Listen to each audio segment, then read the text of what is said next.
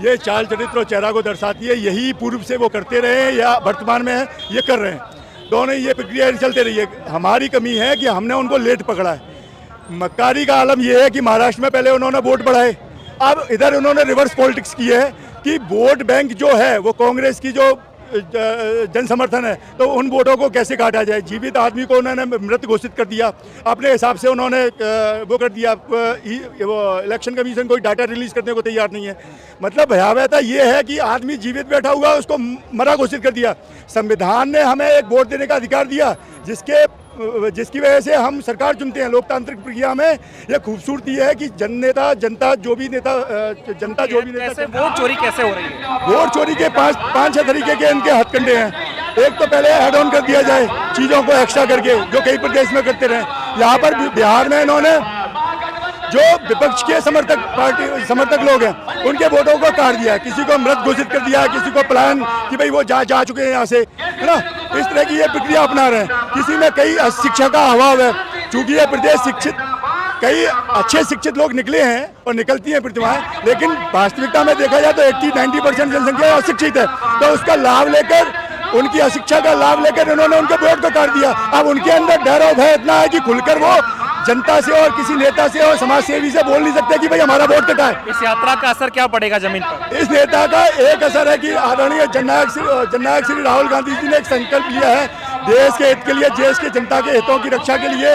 वो सदैव लड़ते थे, पूर्व में भी हमारे पूर्वज लड़ते रहे थे, आज भी लड़ते हैं और राहुल गांधी जी लड़ते रहेंगे। भाई यही उद्देश्य को लेकर राहुल गांधी जी जन चेतना के लिए, जनता को जागरूक करने के लिए, उनके न्याय के लिए, उनके अधिकारों की लड़ाई के लिए धरातल पर चल रहे हैं और चेताने की कोशिश कर रहे हैं। में ये होती है तो कोई आदमी जिंदा है, जीवित है, उसको अपने प्रशासनिक के अधिकारी के द्वारा, बीएलओ के द्वारा इसको मृत घोषित करता है। और चुनाव आयोग को जब सबूत दी जाती है तो वो कहता है ये गलत है, और वो जो मांगता है कि आप शपथ पत्र दें। भाई सरकार आपकी, केंद्र में सरकार आपकी, राज्य में सरकार आपकी, और हमसे पूछ रहे हो कि तुम शपथ पत्र दो। आप क्यों नहीं उसको शपथ पत्र मांगते हो अगला से? आप शपथ पत्र दीजिए। और वोट चोरी का मामला को देखा, एक घर में 38 वोट निकलता है, सिंगल घर है, इस घर में 38 वोट कहाँ से आ गया? मुझे जवाब चाहिए। एक कुछ आदमी नाम है बिहार का, कुछ जिला है, उसमें 48 वोट निकलता है। एक बाप को कितना पुत्र? 6, 7, 8, 9। ये नहीं कि 48 नहीं हो सकती है। ये चोरी है, ये हकीकत चोरी है, और ये सरकार मिलकर चोरी कराती है। तो बिहार वाले अब की बार इस चोरी के खिलाफ क्या करेंगे?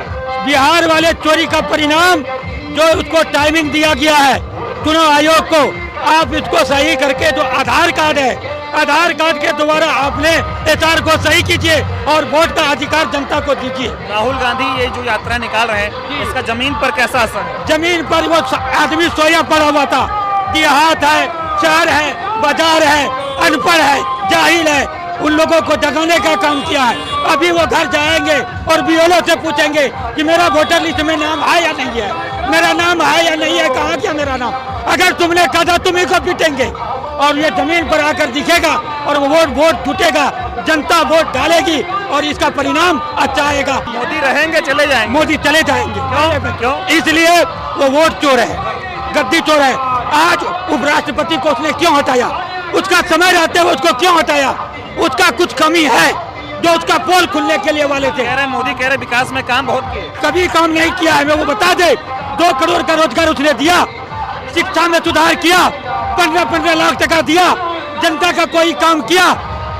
आईटी बनवाया, इंस्टीट्यूट बनवाया, कोई चीज नहीं बनवाया। इस बार बिहार में परिवर्तन आएगा? बिल्कुल परिवर्तन आएगा। इस बार हिंदू मियाँ की बात नहीं चलेगी। एक सामूहिक होकर वोट दे करके तेजस्वी की सरकार